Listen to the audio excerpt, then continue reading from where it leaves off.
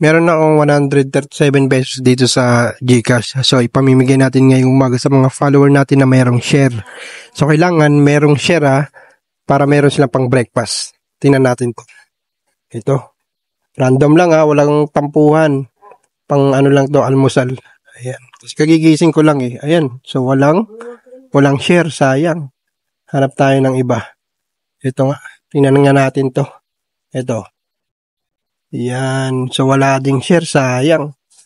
So, sa mga follower natin, make sure na meron tayong share. Kasi from time to time, mamimigay tayo ng mga pang merienda, pang almusal, ganyan. Para makatulong ba? Di ba? Wala ring share. Hanap tayo ulit. Random lang, walang tampuhan. Ayan.